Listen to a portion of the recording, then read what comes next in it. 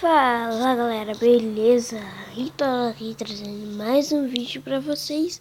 E bom galera, hoje é um vídeo aqui de uma Play Store nova, muito fera, gente. E gente, eu tô com saudade de morto aqui, eu acabei de acordar. Mas ok, então vamos aqui, ó. Isso aqui eu vou deixar assim, aqui, vou deixar esse APK aqui na descrição desse vídeo. E galera,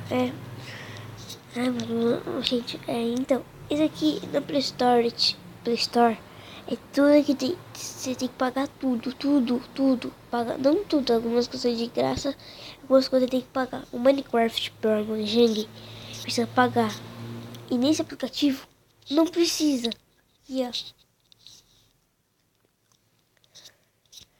Aqui ó, Mojang, e aqui você tem todas as versões que você quiser, ó.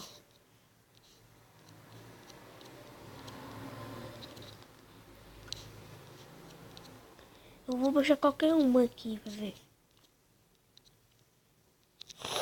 Aqui, eu apertei aqui pra baixar, ela baixando, ó. Ela conectando. Que aplicativo, gente, é muito bom.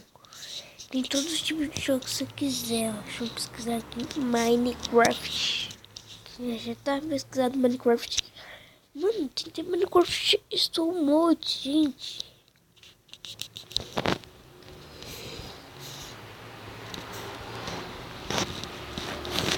Tem a foto. Acho que agora vai aparecer aqui, ó. Gente, Minecraft Slow Mode, gente. Caralho, ó. Tem o Roblox. É um aplicativo bem legal. Tem Pokémon Go. Tem todos os jogos que você queria, que é pago. Você pode pegar aqui, mano. Muito legal, gente. Eu vou deixar esse aplicativo aqui na descrição. Abaixa aí, que é muito da hora. Então vamos ver se tem um joguinho aqui. Gente, vou dar uma pausa e eu já volto.